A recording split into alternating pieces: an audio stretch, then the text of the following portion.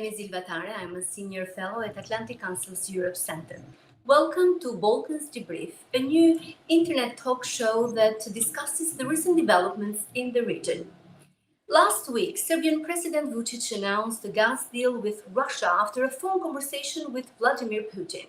The announcement came in the same week that the EU approved another package of sanctions against Russian oil in a move meant to curb Russian energy revenues in order to help bring Moscow to heel in Ukraine. Every year, EU countries spend $430 billion buying Russian energy. 27% of the EU imports come from Russia. Gas is still not realistically on the European agenda sanctions, even though plans are being hatched to help win the continent of that as well. My guest today is Olga Khakova, who is Deputy Director for European Energy Security at the Atlantic Council's Global Energy Center. Olga, thank you for joining me in Balkans Debrief. Thank you so much for having me. After a 3 years gas deal was announced with Russia Gazprom by Serbian President Aleksandar Vučić after a phone call with Russian President Vladimir Putin. From what little we know about the deal's specific, the price that Mr. Vučić secured seems to be quite favorable, especially compared to soaring gas prices in Europe. In the rest of Europe. Mr. Vučić has publicly pointed out what a good deal this is for Serbia. What are the implications of such a deal in the broader European and regional context, Olga? Yeah, this deal is slightly going into a different direction than the rest of Europe is. While the rest of Europe is looking at strategies and mechanisms to diversify its way away from Russian energy imports, including oil and gas. Serbia is continuing this relationship, but I will note that this deal is only 3 years long. If you look at previous contracts at the previous deal, it was a 10-year-old contract. So there were some expectations that this newer deal could have been just as long, could have tied them together for another 10 years. So I do think it's interesting that it's only for 3 years. The terms are favorable. It's also important to know that Serbia's and Russian energy relationship has always been tied into other concessions and geopolitical implications as well. It has been tied to UN Security Council support in the past, especially when Russia ended up buying into Serbia's national oil company and their stake, and has a majority stake there, the NIS. So that relationship has always been tied to other economic and political implications. What is the message that this agreement that Serbia reached with Russia sends to the rest of the region? I think the message is clear in terms of that energy tie is still there, that Serbia is not ready to cut it off completely, but that they're also maybe are not ready to tie themselves for another 10 to 15 to 20 years. Perhaps they will renew this in 3 years, and perhaps this will end up being, another 10-year relationship.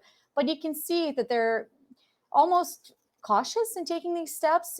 Partnerships with Russia are now toxic, even for countries that have historically, economically, politically, culturally, and even religiously have a closely stayed in close relationship with Russia within these areas. But they're starting to see implications that for countries that are continuing a really strong alliance with Russia, there are still costs, even though those relationships might still hold strong in some aspects. Mm-hmm. Olga, later on this week, German Chancellor Scholz will visit Belgrade. Can Mr. Vučić leverage this deal with the EU leaders? Can he be having a better counter offer from them? I think in the end of the day, Serbia will have to take care of Serbia and its own energy security needs. And well, yes, these different relationships, leveraging Russia versus EU are important. But in the end of the day, for them, it's all about taking care of their own citizens, making sure that the lights stay on, that they're an economy that's heavily reliant on fossil fuels. Eventually, they will have to move towards cleaner uh, renewable sources, and they're slowly making their way there, but the challenge is tremendous. So if they can talk to European counterparts, European allies, about areas where there is opportunities for cooperation, which is moving Serbia from this heavily fossil reliant economy, mostly like coal, oil, and natural gas, with a little bit of biofuels, a little bit of hydro. Um, that is an area that they can truly cooperate on. More efficiency improvements, more clean energy technology cooperation, and scaling up these technologies. I don't think that when they work in these areas, I don't think they're necessarily picking either or. I think they can still maintain kind of a shorter term relationship with Russia and some of their imports, but also look into a cleaner, more robust, more resilient economy into the future that has closer ties with the EU. What can the EU, talking about that, EU credibility do in such a situation? Enormous funds have been set aside for the green transformation. Can that initiative be somehow leveraged?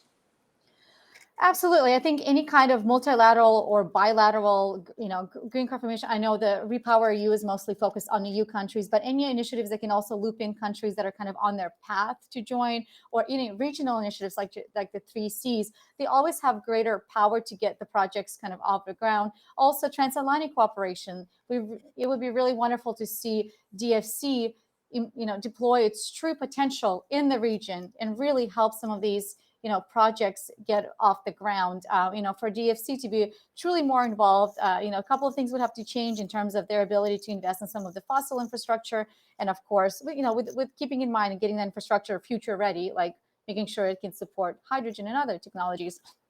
But really ramping up U.S. engagement there, and I think there's a lot of areas to cooperate on within the EU bodies, but also with bodies that can work with countries that are kind of on the verge of joining.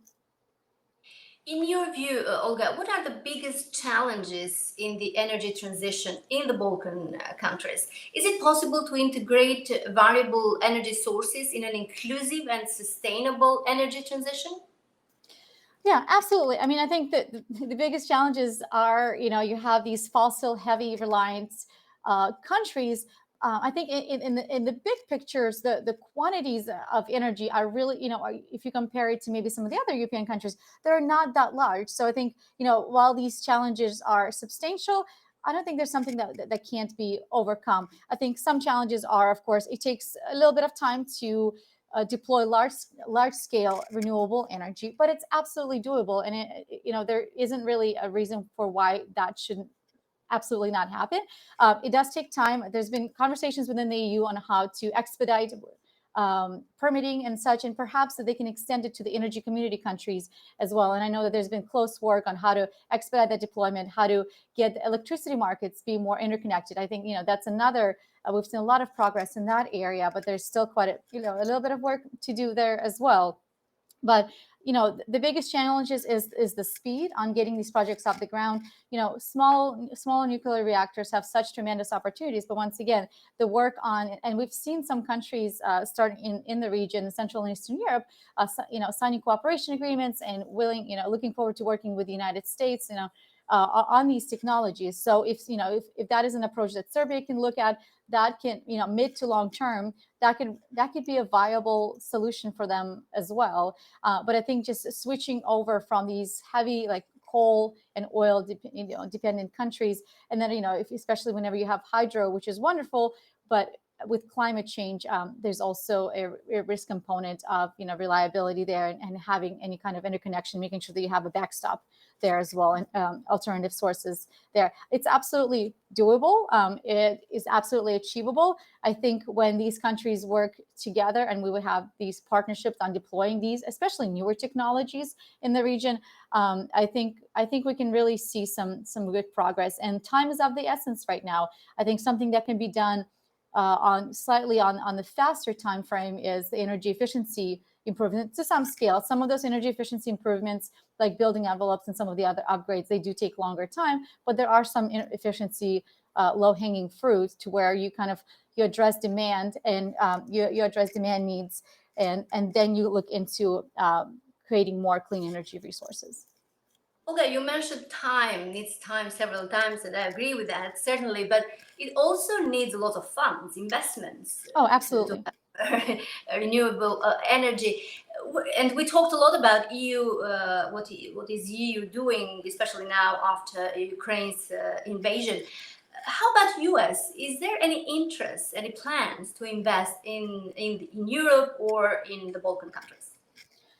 Well, I think the private sector is really paying attention to this area and trying to find opportunities that make sense. I think it's really important for the EU leadership to keep the language and be really clear about what it means for Europe to shift away from Russian oil and gas. It means that there are still opportunities in Europe to build out some additional natural gas infrastructure. Now, keeping in mind, as I said earlier, to where it can be future-proof and support newer technologies. I think that kind of language saying that natural gas will have a role, and I think that's been conveyed relatively clearly. Will have a role in European clean energy future. We just have to continue thinking about ways to decarbonize it, reduce methane emissions, and sending that signal very clearly to the private sector that it's not just 1-2 years, or for example, the war in Ukraine is over and we go back to pretending like natural gas doesn't matter anymore. And I don't think that has been the case. I think EU has been realistic about the role of gas, but I think we haven't really seen as much of a verbal commitment to like additional fossil gas infrastructure from EU, because you have these really stringent climate goals. But I think there's still opportunity for the EU to do both. I think in the Repower EU package, we've only seen 0.5% out of the whole like 200 billion that are dedicated towards oil and natural gas infrastructure. And I think that's a bit of a missed opportunity, because I do think these signals are important. I do think it's important to say that there are still certain countries that could truly benefit from public and private cooperation. But the private sector also will have an important role to play. It's important to have that language be very clear about what it means to shift 150 BCM of, for example, of natural gas from Russia, and trying to find that coming in from somewhere else, and the kind of infrastructure it will take to get to Europe. Olga, last question. We talked about sanctions. When I opened this conversation, I had some dramatic numbers: $430 billion every year that EU flows into the Russian energy sector, Russian revenues. Do you think that these sanctions will seriously damage Putin's regime? It's an incredible I wouldn't say first step because it's a sixth package, but it's an incredible step in the right direction. I do think it needs to be paired with additional mechanisms. I think we've seen some really fantastic ideas from experts in the field of, pairing this with either secondary actions from the United States, pairing it. I've also heard ideas around price caps, looking into escrow accounts and other options. At the end of the day, the thing that matters is how much Russia makes off of, it's not the energy produced and energy sold, but it's how much money they make off their energy exports, and then taking that money and investing them into aggression and conflicts around the world, but now particularly a lot of that going into the aggression and the horrible war that they started in Ukraine. So it's all about capping how they can take those funds and utilize them to attack foreign nations. So first, good step, but additional mechanisms are going to be needed, because especially in the short term, we are going to see prices slightly spike. They'll leverage out as the market kind of anticipates some of the risk already. And of course, higher prices means more revenues for Russia. So it absolutely is an important step. It's a huge step. It can't be underappreciated and undervalued. I think that's an important point. But at the same time, it's not enough, and more must be done. reducing Russia's revenues and military support are two most important tools, and increasing revenue, military support are two most important tools for reducing the impact and the damage that Russia can have in Ukraine and other countries that they're in. Olga, thank you very much for joining me in Balkans Debrief. Thank you for having me. And thank you for joining us. Please join our conversation on Twitter at AC Europe, and also you can follow us by using #BalkansDebrief.